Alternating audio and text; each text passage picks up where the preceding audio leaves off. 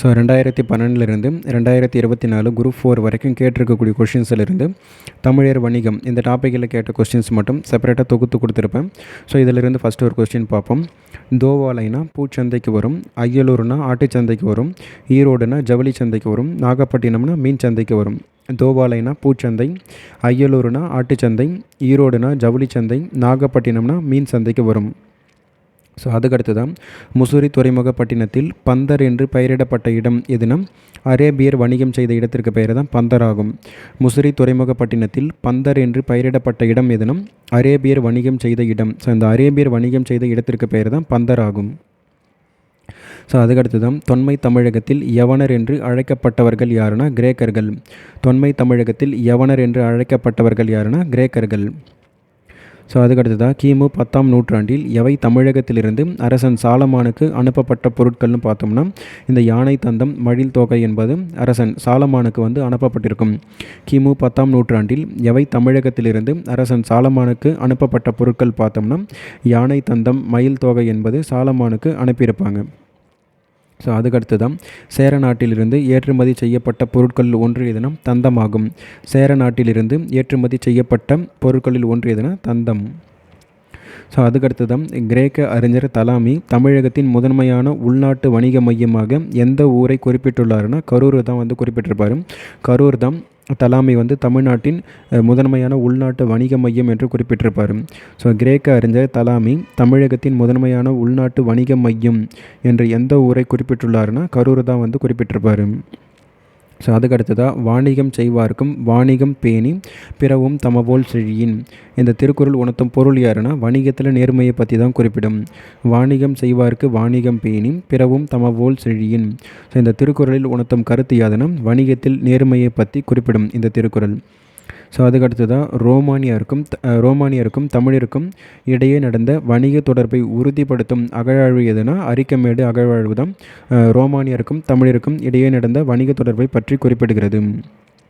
So ரோமானியருக்கும் தமிழருக்கும் இடையே நடந்த வணிக தொடர்பை உறுதிப்படுத்தும் அகழாழ்வு எதுனா அரிக்கமேடு அகழாழ்வு ஆகும். ஸோ அதுக்கடுத்து தான் அரிசியும் மயில் தொகையும் சந்தனமும் தமிழகத்திலிருந்து அனுப்பப்பட்ட நாடுகள் எதுனா ஸோ இந்த கிரேக்கம், ரோமாபுரி, எகிப்து இந்த நாடுகளுக்கெல்லாம் அனுப்பியிருப்பாங்க. அரிசி, மயில் தொகை, சந்தனம். ஸோ இது எல்லாமே கிரேக்கம், ரோமாபுரி, எகிப்து இந்த நாடுகளுக்கு வந்து அனுப்பியிருப்பாங்க. ஸோ அடுத்ததான் ஏற்றுமதி இறக்குமதி குறித்து கூறும் சங்க நூல்கள் எதுன்னு பார்த்தோம்னா ஏற்றுமதி இறக்குமதி பற்றி குறிப்பிடக்கூடிய சங்க நூல்கள் எதுனா மதுரை காஞ்சி பட்டினப்பாலை ஆகும். ஸோ மதுரை காஞ்சி பட்டினப்பாலை தான் ஏற்றுமதி இறக்குமதி பற்றி குறிப்பிடக்கூடிய நூல்களாகும். ஸோ அதுக்கடுத்து தான் வேறுபட்ட இணை எதுன்னு கேட்டிருக்காங்க. ஸோ முசிறி வந்து பேரி ஆற்றங்கரையில் தான் இருக்கும்.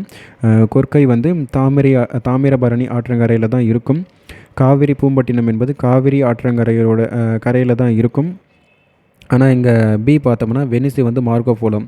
ஸோ இது எல்லாமே பார்த்திங்கன்னா அந்த ஆறில் இருக்கக்கூடிய துறைமுகங்கள் வந்து பார்த்தீங்கன்னா குறிப்பிட்டிருக்காங்க. ஆனால் இந்த ஆப்ஷன் பி வந்து பார்த்தீங்கன்னா ஒரு வெளிநாட்டு பயணியை பற்றி குறிப்பிட்டிருக்காங்க. ஸோ இதில் எது பொருந்தாதுன்னா அந்த வெனிஸு மார்கோ போலோ மட்டும்தான் வராது. ஸோ மீதி எல்லாமே ஒரு ஆறு அந்த ஆறில் இருக்கக்கூடிய துறைமுகத்தை பற்றி குறிப்பிட்டிருக்காங்க. ஸோ இந்த முசிறி வந்து பார்த்தீங்கன்னா பேரி ஆற்றங்கரையில் இருக்கும். கொற்கையோடைய தாமிரபரணி அந்த ஆற்றங்கரையில் தான் கொற்கை இருக்கும். காவிரி ஆறுடைய ஆற்றங்கரையோரம் தான் ஸோ இந்த காவிரி பூம்பட்டினம் என்பது இருக்கும். ஸோ அதுக்கு தான் யவனர்கள் எதனை சுமந்து வந்து அதற்கு ஈடாக எதை ஏற்றி சென்றனர்னா ஸோ வந்து யவனர்கள் வந்து பொண்ணு சுமந்து வந்து அதற்கு ஈடாக மிளகு வந்து ஏற்றிட்டு போயிருப்பாங்க. ஸோ இது வந்து குறுந்தொகையில் வந்து குறிப்பிடும். யவனர்கள் எதனை சுமந்து வந்து அதற்கு ஈடாக எதை ஏற்றி சென்றனர்னா யவனர்கள் பொன்னை சுமந்து வந்து அதற்கு ஈடாக மிளகை ஏற்றி சென்றனர்.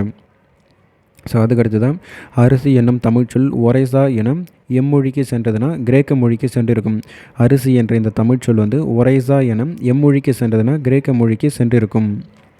ஸோ அதுக்கடுத்ததாக பொருத்தம் இல்லாத தொடரை கண்டிருக்கேன். பழந்தமிழ் நாட்டில் வாழ்ந்த தமிழர்களில் எது பொருந்தாத மாதிரி கேட்டிருக்காங்க. ஸோ பொருள் தேடுவது ஒன்றையே குறிக்கோளாக கொண்டிருந்தனர். ஸோ பழந்தமிழ் நாட்டில் பொருள் தேடுவது மட்டுமே குறிக்கோளாலாம் இருக்காது. பொருள் தேடுவது என்பது ஜஸ்ட்டு ஒரு பார்ட்டாக இருந்திருக்குமே தவிர்த்து அதுவே வந்து முழு நேரமாக கொண்டிருக்க மாட்டாங்க. ஸோ அதுக்கடுத்ததான் அறத்தின் வழியே வாணிகம் செய்தனர். ஸோ அது வந்து சரிதான். அறத்தின் வழியே வாணிகம் செய்தனர் அது வந்து சரி. அதுக்கடுத்ததாக கொள்வது மிகை கொள்ளாதவர்கள் அதுவுமே சரிதான். கொடுப்பதும் குறைபடாது கொடுத்தவர்கள் ஸோ அதுவுமே சரிதான்.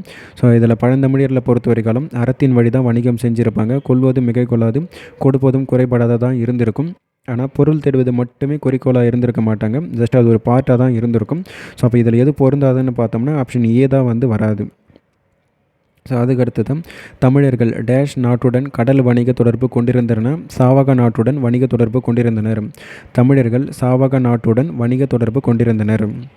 ஸோ அடுத்ததான் தமிழர் புலம்பெயர காரணங்கள் பார்த்தோம்னா வாணிகம், வேலைவாய்ப்பு இதன் காரணமாக தான் வெளிநாடுகளுக்கு வந்து சென்றிருப்பாங்க. தமிழர் புலம்பெயர காரணங்கள் எதுனா வாணிகம், வேலைவாய்ப்பு. ஸோ அடுத்ததாக தவறான தொடரை கண்டறிக. ஃபஸ்ட் ஒன் பார்ப்போம். தமிழக பொருட்கள் சீனாவில் விற்கப்பட்டன. ஸோ அது வந்து சரிதான். தமிழக பொருட்கள் வந்து சீனாவில் விற்கப்பட்டிருக்கும். அதுக்கடுத்ததாக சீனத்து பட்டும் சர்க்கரையும் தமிழகத்திற்கு இறக்குமதியாயின. ஸோ அதுவுமே சரிதான். சீனாவிலிருந்து தான் பட்டும் சர்க்கரையுமே நம்ம இறக்குமதி பண்ணியிருப்போம். ஸோ அதுக்கடுத்ததாக கரும்பு சீனாவிலிருந்து கொண்டு வந்து தான் இங்கே பயிரிடப்பட்டது. அதுவுமே சரிதான். ஆப்ஷன் சி பார்ப்போம். பழந்தமிழகத்தின் வாணிக பொருட்கள் பற்றிய குறிப்புகள் வந்து உள்ள நூல் எதுனா புறநானூறுன்னு சொல்லி கொடுத்துருக்காங்க. புறநானூறு என்பது தப்பு. பழந்தமிழகத்தின் வாணிக பொருட்கள் பற்றி குறிப்பிடக்கூடிய நூல் எதுனா பட்டினப்பாளையம், மதுரை காஞ்சி என்பது தான் வரணும். புறநானூறு என்பது வரக்கூடாது. ஸோ அப்போ ஆப்ஷன் சி தான் இதில் பொருந்தாதது. ஸோ அதுக்கடுத்து தான் யாருடைய முன்னோர் காலத்தில் கரும்பு சீனாவிலிருந்து கொண்டு வந்து பயிரிடப்பட்டதுன்னா அதிகமானது முன்னோர்கள் காலத்தில் தான் கரும்பு என்பது சீனாவிலிருந்து இங்கே தமிழகத்துக்கு கொண்டு வந்து பயிரிடப்பட்டிருக்கும். தமிழகத்துக்கு இறக்குமதி செய்யப்பட்ட சீனத்து பொருட்கள் எதுன்னு பார்த்தோம்னா பட்டு, சர்க்கரை வந்து சீனாவிலிருந்து தான் இங்கே இறக்குமதி பண்ணியிருப்போம். தமிழகத்துக்கு இறக்குமதி செய்யப்பட்ட சீனத்து பொருட்கள் எதுனா பட்டும் சர்க்கரையும் ஆகும். ஸோ அடுத்ததான் யவனர் என பழந்தமிழரால் அழைக்கப்பட்டவர்கள் யாருன்னா கிரேக்கர்களும் ரோமானியர்களும் தான் யவனர் என்று அழைக்கப்பட்டிருப்பாங்க. ஸோ அதுக்கடுத்து தான் அறுவை வீதி எதுனா ஆடைகள் விற்கும் வீதி தான் அறுவை வீதி என்று வரும். கோல வீதி என்பதுனா தானிய கடைகளுக்கு வரும். பொன் வீதி என்பதுனா பொற்கடை வீதி என்பதற்கு வரும். மறையர் வீதினா அந்தனர் வீதிக்கு வரும். அறுவை வீதினா ஆடைகள் விற்கக்கூடிய வீதியாகும். கோல வீதினா தானிய கடை வீதியாகும். பொன் வீதினா பொற்கடை வீதியாகும். மறையர் வீதினா அந்தனர் வீதி என்பது வரும். ஸோ அதுக்கடுத்து தான் யவனர் என்று அழைக்கப்பட்டவர்கள் யாருன்னா கிரேக்கர்களும் ரோமானியர்களும் தான் யவனர்கள் என்று அழைக்கப்பட்டிருப்பார். ஸோ அவ்வளோதான். இதிலிருந்து கேட்டிருக்கக்கூடிய கொஷின்ஸ் எல்லாம் பார்த்துட்டோம். ஸோ அடுத்து ஒரு டாப்பிக்கில் பார்ப்போம்.